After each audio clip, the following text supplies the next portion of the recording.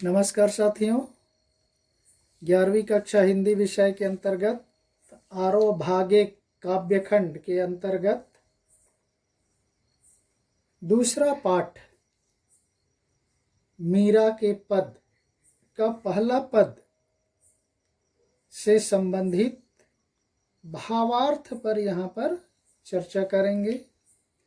हमने इसके पिछले में मीराबाई के जीवन परिचय से संबंधित जानकारी पहले वीडियो में दे चुके हैं। अब सीधे हम पद के भावार्थ पर आ जाते हैं। पहले पद पढ़ लेते।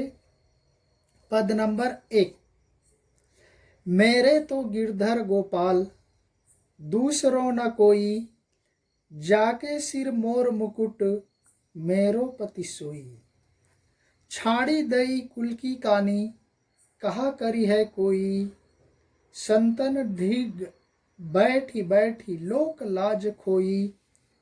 असुवन जल सींच सींच प्रेम बेली बोई।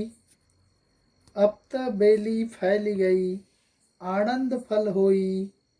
दूध की मथनिया बड़े प्रेम से बिलोई। दधी मथी घृत काढ़ी लियो, डारी दई छोई। भगत देखी राजी हुई, जगत देखी रोई। दासी मीरा लाल गिरधर, तारो अब मोही। देखिए किस प्रकार से मीराबाई अपने आराध्य, अपने इष्ट श्री कृष्ण के प्रति अपनी अनन्यता व्यक्त करते हुए अपना अभिन्न भक्ति प्रकट करते हुए कहते हैं, कृष्ण की दीवानी मीरा अपनी भावनाएं व्यक्त करते हुए कहती हैं, मेरे तो गिरधर गोपाल दूसरो न कोई। वह कहने लगती हैं, मेरे तो वह गिरधर गोपाल दोनों कृष्ण के नाम हैं। जब गोवर्धन पर्वत को धारण किया तो उनका नाम गिरधर पड़ा और गायों को चराने के कारण उनका नाम गोपाल पड़ा। इसलिए मीराबाई कहती हैं, मेरा तो केवल वह श्री कृष्ण है। गिरी को धारण करने वाले गिरधर हैं, गायों को चराने वाले श्री कृष्ण ही मेरा सब कुछ है। दूसरों ना कोई, उनके अलावा दूसरा मेरा कोई इस संसार में है ही नहीं।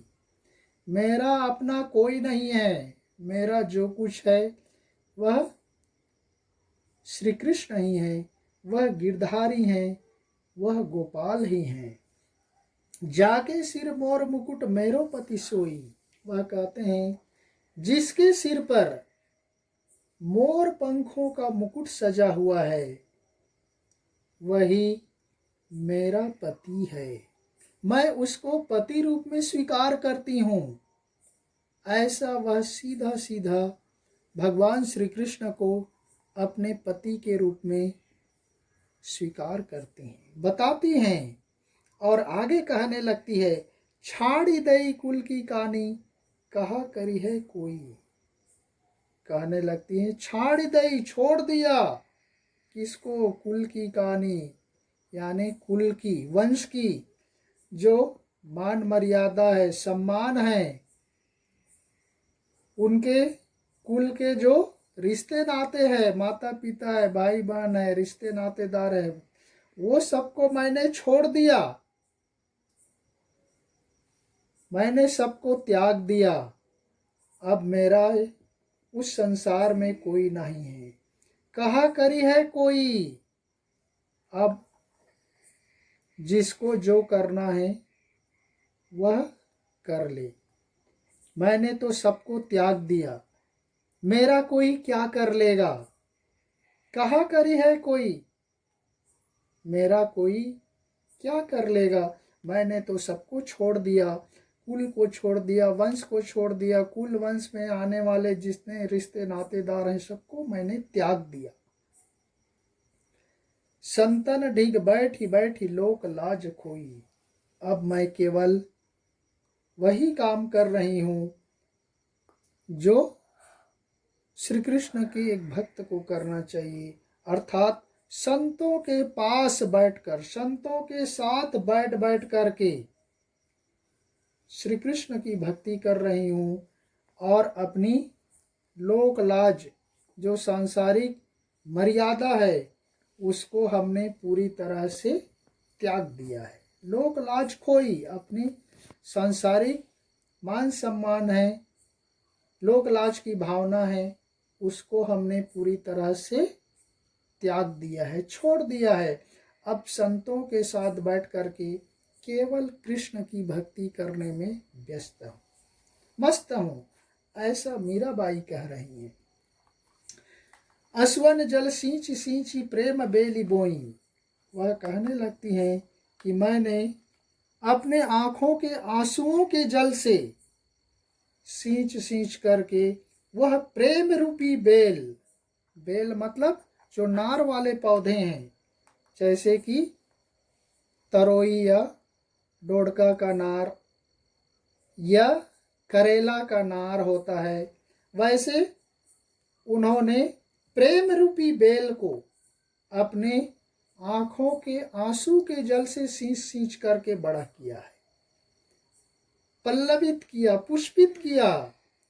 अब तक बेली फैल गई, अब वह बेल पूरी तरह से प्रेम रूपी वह बेल जिसको उन्होंने अपने आंखों के आंसुओं से सींच सींच करके फैलाया, पुष्पित पल्लवित कराई, वह बेल, वह नार वाले प्रेम रूपी पौधे मानो पूरी तरह से फैल गई हैं, छा गई हैं। अब उसमें क्या लग रहे हैं? आनंद फल होई, अब उसमें केवल आनंद रूपी फल लगने लगे हैं, आनंद रूपी फल प्राप्त हो रहे हैं। रूपक अलंकार है साथियों, प्रेम बेली, प्रेम रूपी बेली, आनंद रूपी फल, रूपक अलंकार। सींची सींची, बैठी बैठी में पुनरुक्ति प्रकाश अलंकार है। और बेली बोई, कुल की कहानी कहा करी है कोई, मोर मुकुट, ये सब में अनुप्रास अलंकार है। तो इस तरह से देखिए, अब वह अपने आंसुओं के जल से जो प्रेम रूपी बेल लगाई थी, वह बेल पूरी तरह से फैल गई है, विकसित हो गई है, पुष्पित पल्लवित होने लगी है, और पुष्पित पल्लवित होकर के उसमें आनंद रूपी फल लगने लगे हैं, उनको आनंद रूपी फल की प्राप्ति हो रही है। आगे कहती, दूध की मथनियां बड़े प्रेम से बिलोई, हमने तो अपने दूध की मथनियां, दूध की मथानी को बड़े प्रेम से बिलोई है। दूध की मथनी होती है, उसको बिलोते हैं, देखना मथनी से, उस लकड़ी से दूध को बिलो करके दही बनाई जाती है, और दही को बिलो करके घी निकाली जाती है। तो इस तरह से वह कहने लगते, मीराबाई, दूध की मथनियां, वह मथानी हमने बड़े प्रेम से, बड़े प्यार से उसको बिलोई है, मथाई है, अब उसमें से दही प्राप्त हो गए। दधी मथी घृत काढ़ ही लियो, और फिर उस दधी को मत करके, उस दही को मत करके, उसमें का जो सार तत्व है घी, घी, घृत जिसको कहा गया है, संस्कृत में घृत बोलते, हिंदी में घी बोला जाता है, उस दही को मत करके हमने काढ़ लियो, निकाल लियो है, किसको? घी को, यानी उस दूध के सार तत्व को, सार तत्व रूपी घी को हमने निकाल लिया है। छाड़ी दई छोई, और हमने उसमें केवल छाछ को छोड़ दिया है, अर्थात छाछ सारहीनता का प्रतीक है, जो संसार के लोगों के लिए है, जो सांसारिकता में लीन रहने वाले लोगों के लिए है। उस दही से घी को निकाल लिया गया, अमूल्य तत्व, मूल्यवान तत्व को प्राप्त कर लिया गया, और उसमें केवल वह सारहीन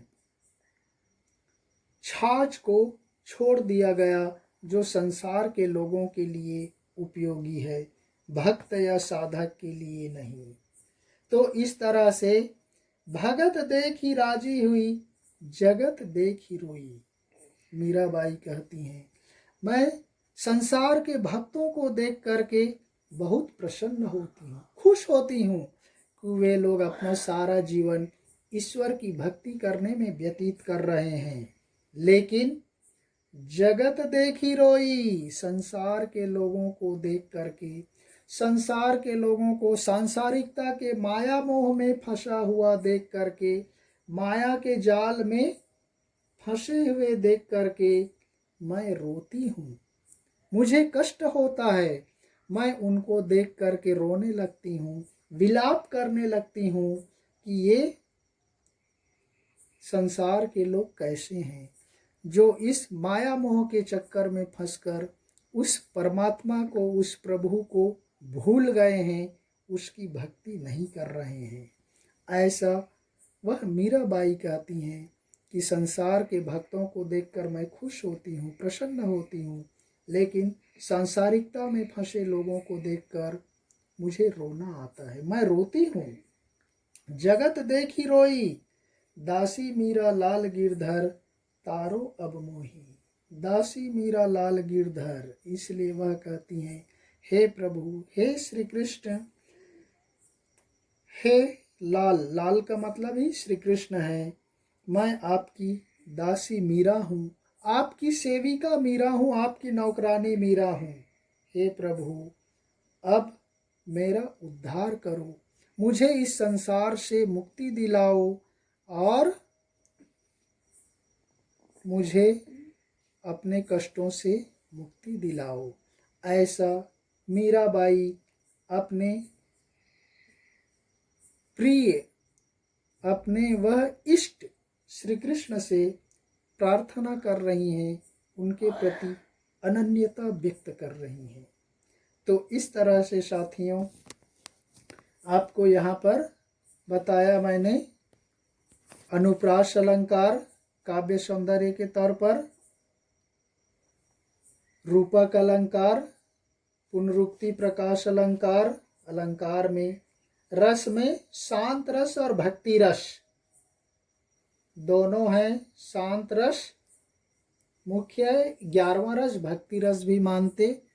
आप मेरे चैनल में जा कर के रस से संबंधित वीडियो देख लीजिए, आपको रस पहचानने में भी आसानी होगी, क्योंकि काव्य सौंदर्य लिखना पड़ता है। तो रस हो गया, छंद हो गया, अलंकार हो गया। छंद में गे मुक्तक पद है, गाने लायक ये पद हैं, अंत में तुक मिला हुआ है। और भाषा के बारे में ऑलरेडी बता दिया, राजस्थानी मिश्रित ब्रज भाषा का प्रयोग है, कहीं कहीं पर गुजराती भी मिल जाती हैं, पूर्वी का प्रयोग भी किया गया है।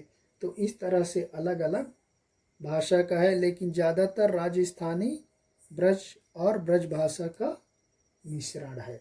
तो इस तरह से हमने रस छंद अलंकार के संबंध में भी यहाँ पर बता दिया। तो इस तरह से हम पहला पद यहीं पर समाप्त करते हैं। नेक्स्ट वीडियो में दूसरे पद के बारे में चर्चा करेंगे। तब तक के लिए मैं अपनी वाणी को विराम देता हूँ। धन्यवाद। जय हिंद।